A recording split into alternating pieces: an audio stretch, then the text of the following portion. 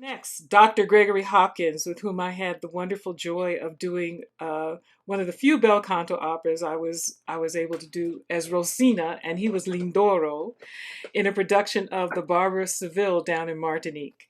It was a pleasure. He's a wonderful colleague, and he is the artistic and general manager for Harlem Opera Theater. I'm going to now share the screen, and we'll get going.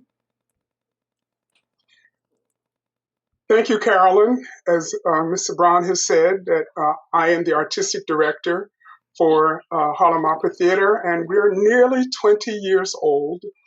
And we provide performance opportunities for professionals and developing singers, as well as we try to get that underheard music out there in these underserved communities. So you can go to the next slide. I'm going to try to rush it through. My mouse keeps getting crazy. It disappears. I don't know why. Go ahead. Greg? Well, I don't have the screen in front of me. It didn't. Oh, We're not. okay, let me go back. Hang on. Sometimes okay, let me just pose a question while I'm queuing this up, okay? So the question for the panel, if you can just maybe talk about this briefly for a second while I'm getting things arranged. How do you look at productions and the costs that are involved in determining a production? You know, what is worthwhile? Is it because of the music, because you really want to do it?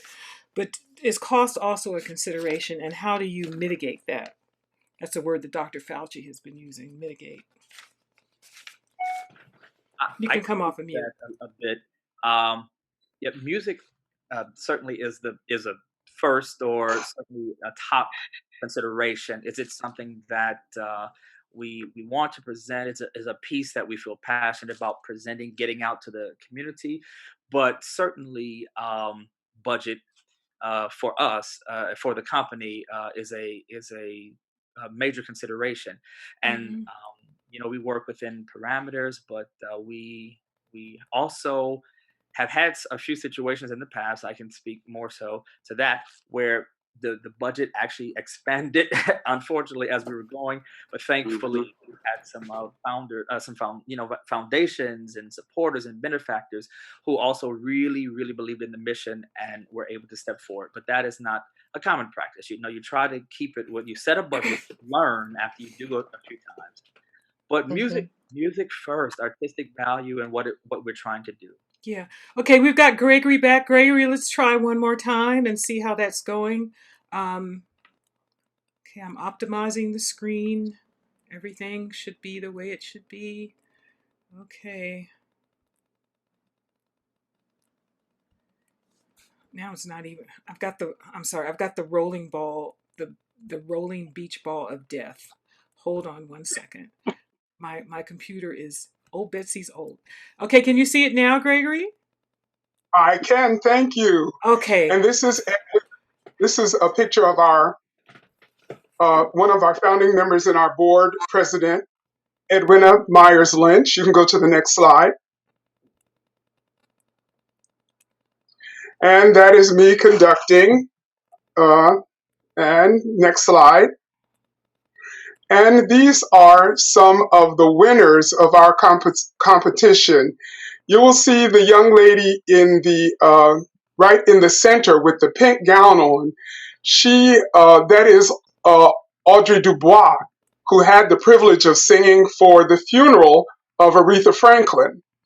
And then we have next to her Janae Bridges, one of our prize winners, who was just in the Metropolitan Opera's production of Akhenaten. And many of our singers have gone on to do great things. Next.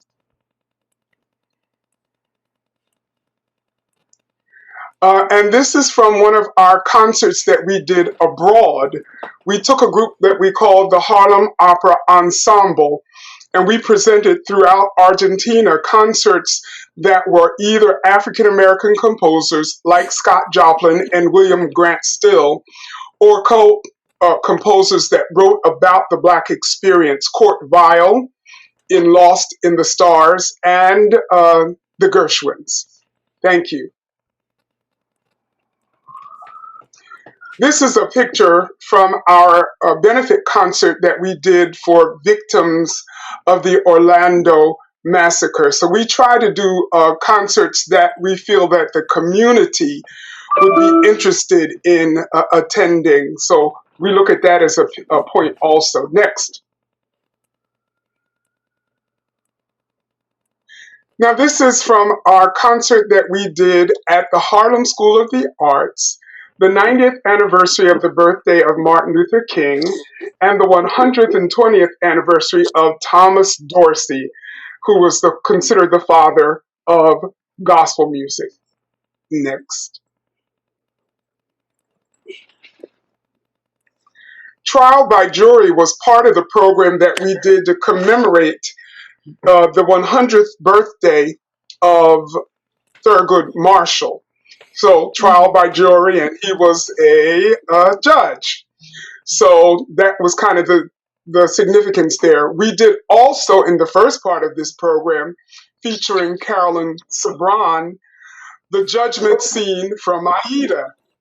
So that was our other judgment that was featured on that concert. Next. These are two singers of ours who did a program that was in tribute to the Russian composer, Alexander Pushkin. Now, Pushkin was the great-grandfather of a slave who had been presented to the Sultan, the Sultan of Turkey as a gift. He was of African origin, Alexander Pushkin, and he wrote librettos that were translated transitioned into more than 25 operas, including Eugene Onegin. Next. More winners. No, these are not winners. This is our all-male cast that we did. Serenade to Music was the first part of the program by Rafe Vaughan Williams. The second part of the program was African American women composers being sung by all men. The young lady in the middle, Jasmine Muhammad, was recently in the production of Porgy and Bess at the Metropolitan Opera. She is one of our prize winners. This cast consisted of 4 countertenors, 2 tenors, bass baritone, and baritone, along with Gary Mitchell, who was the pianist. Next. Now, these are some of the students from Harlem School of the Arts that are part of the flute ensemble that performed with us as part of one of the concerts that we did at George Faison's Firehouse. Their teacher is Bernard Phillips, who is a colleague of Carolyn Sabran at Medgar Evers.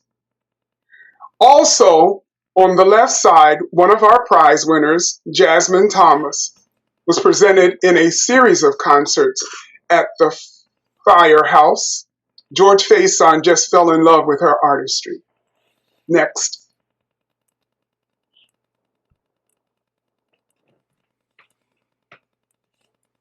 Now here I am with television news host Naomi Yane. She is currently doing the weather now on Fox 5. And we found out through having invited her to host one of our concerts that Naomi Yane entered school as a voice major. So we wondered why she was able to rattle off those Italian names so easily, and we found out that she had started off as a singer but did not really feel as though she had what it took to pursue an operatic career. But she was a great host for us.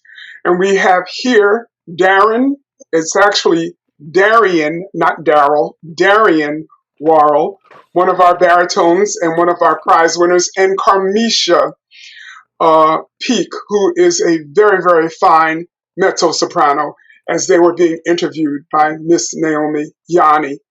This was the intermission sort of feature during our competition while our judges were deliberating as to who would win that competition. Next.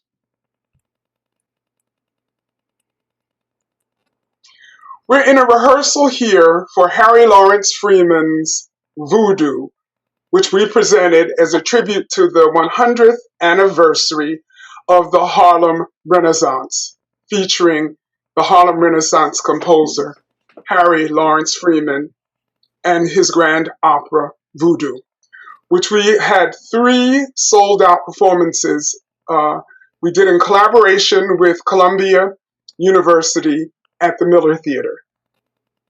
There is Janina Barnett, who was our voodoo priestess before Broadway shut down.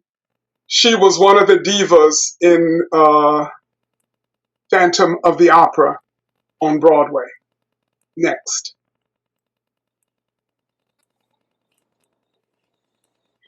Two of our singers, Brandy Sutton and Alfred Barcliffe. Brandy is one of our competition winners, and you will find there, again, Gary Mitchell on the piano. Another word about Brandy, she made her Metropolitan Opera debut last season also. Another one of our fine singers that we're very proud to have planted early on in her career. Next. This is part of our Opera for Beginners program where we take opera into the schools. Now just a visual from our presentation of Duke Ellington's opera, Queenie Pie, which we did at the Schaumburg Center. This opera was written about Madam C.J. Walker, who was one of the first African American, and certainly one of the first African American women millionaires for having created great hair products. And doing the part of Madam C.J. Walker is Elmiria Buckhalter. Next. We did a concert paying tribute to the music of Harry T. Burleigh on the 100th anniversary of his birth. And to quote one of the singers, I went to a historically black college and I didn't know anything about this music. So we found it very necessary and very fulfilling that we were able to introduce not only the uneducated community, but even those who are educated about the music of African Americans to the art songs, not just the spiritual arrangements of Harry Burleigh, but Harry Burleigh wrote some wonderful art songs and also some sentimental songs. Another interesting footnote about Harry Burleigh, he was the first African American soloist at Temple Emmanuel, a Reformed synagogue here in New York City. And the deciding vote was done behind a screen so that they would not be able to tell the ethnicity of the singer. Next. Now this is our tribute to J. Rosamond Johnson and his brother, who wrote Lift Every Voice and Sing. All of us know that, which we consider to be the Negro National Anthem. But these two brothers did a lot of works that were created originally for the stage. So we paid homage to them in a concert featuring the music and the writing of the Johnson brothers. Next.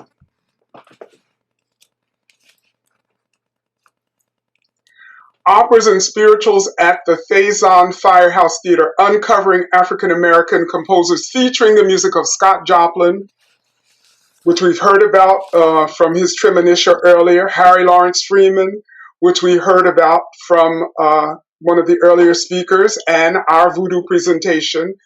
And William Grant Still, I had to go back to Wayne Sanders on this. My first exposure to William Grant Still was singing that beautiful duet from Troubled Island with Alpha Floyd. Amen. And I learned it at the behest of Wayne and Ben, because it was programmed in one of the concerts that we were doing. So you see how one group is feeding into the other. So we might look at Harlem Opera Theater as sort of being one of the children of Opera Ebony. Next.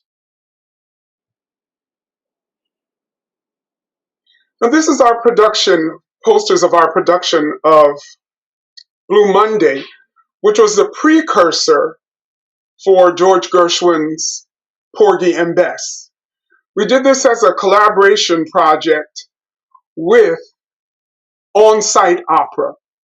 And what they do is present operas in venues that make sense to the opera, sort of what you did with those houses, the kind of thing that you did with those houses in New Orleans.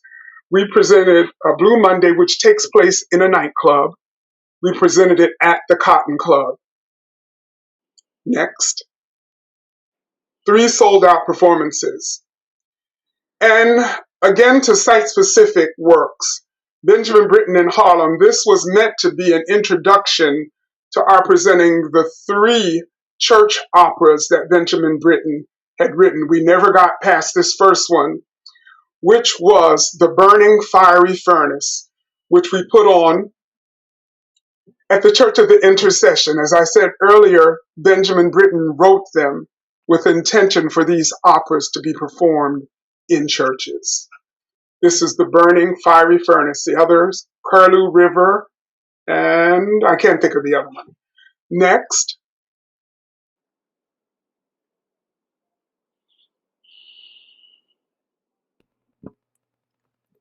One of my primary mentors, Sylvia Lee, who was married to Everett Lee, who conducted the first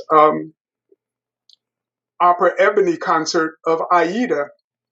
As a matter of fact, that's where I first met Mrs. Lee and Wayne Sanders, because they came down to prepare the rehearsals for Aida. Mrs. Lee was playing some of the rehearsals and Wayne was playing some of the rehearsals. And when I went to study at Curtis, I was assigned Mrs. Lee as one of my coaches. So she became like a mother figure for me. So her passing was a tremendous loss for me musically and personally.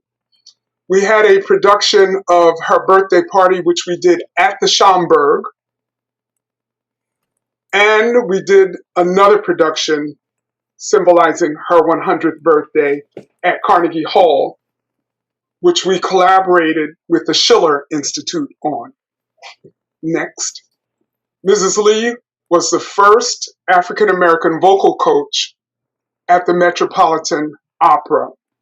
Here we have 3 of our prize winners. Again, Audrey Dubois is on the right.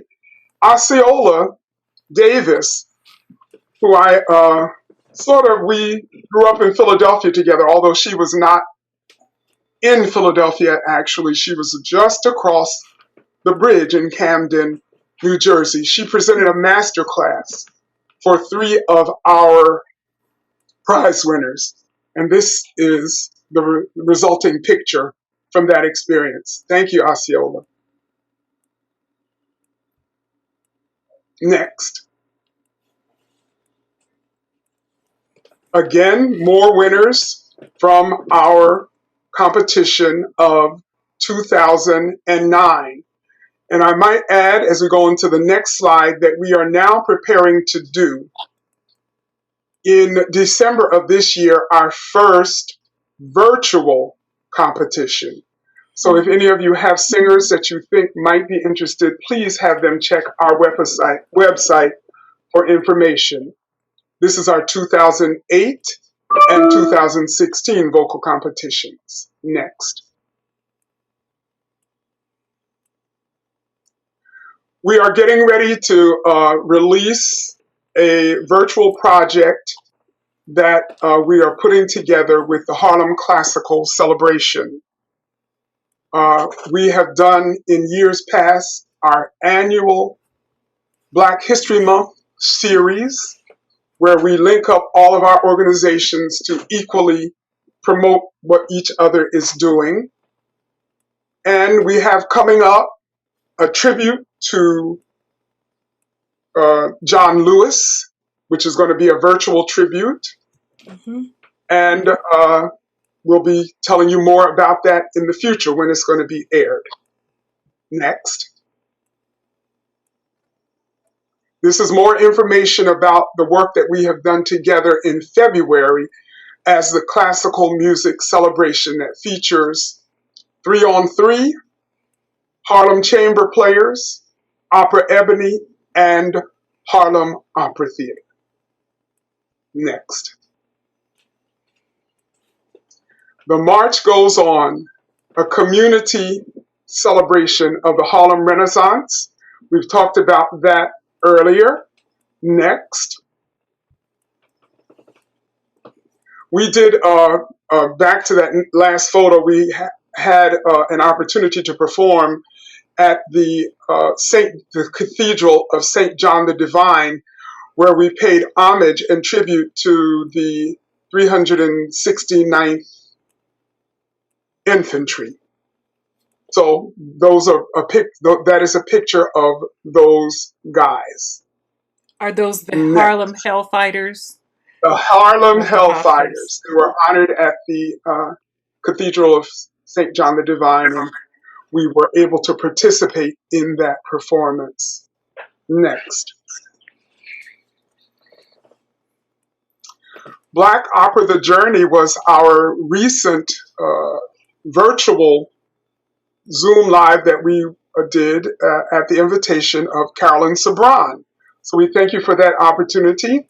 We interviewed Darian Worrell and a couple of our other singers. Next. Our tribute to John Lewis that we have coming up, that is in collaboration with the Harlem Chamber Players and 3 on 3. Next. Our virtual competition we've already spoke about. Next. Harlem Opera Theater upcoming events. The bottom doesn't show, but we've already talked about the virtual competition, the tribute to John Lewis, and the collaboration with Harlem Chamber Players, 3 on 3, and Harlem Opera Theater. Okay, well, Next. thank you so much, Gregory. I would like you all to just briefly, while I'm queuing up our last opera company. Now, folks, it's like church. We're running over time. So I hope you can stay. If you can't, it will be posted to my YouTube channel at some point after it's edited. But I just want to thank everybody for hanging in there. A couple of technical things. I apologize for the live stream that did not happen. The YouTube tutorial said it was so easy, but of course nothing ever works the way you want it to. So we'll hear from Lighthouse Opera, and then we'll have a presentation from Pamela Babb. But I have a question for the panel right now. You have to find spaces to work in. How just briefly, how much effort does that take in cooperation with the organizations that you either work with or collaborate with? Anyone? John, you're muted. Cornelis, you're muted. Anybody have a thought? Finding rehearsal space? Opera Creole has been very fortunate in having New Orleans is just so full of performing spaces, performing opportunities. We have our main production space is called the Marigny Opera House, and the owner of the opera house just approached us and said, "We just want to work with you all." It was a converted church, and it's a great space for performances. But there are so many arts series in New Orleans that we find a lot of great partners in terms of having places to perform. So we've been very lucky in that direction. Okay. Anyone else briefly want to Also, comment? yeah, I'll say very briefly, we have also been very blessed to be at our main, home, and that's the South Shore Cultural Center. But we have had to go out of there at many places, and so we've had partners. One was a place called the Riva and David Logan Center at the University of Chicago. They've opened their doors to us. There have been other places we found in the community, churches, and then Troubled Island production, I'll just say that one was probably where we had to go the farthest, and we actually found some other additional park districts and other places that were just excited to have us there. So that's how we managed that. Okay, that's great. Okay, so now I'm gonna cue up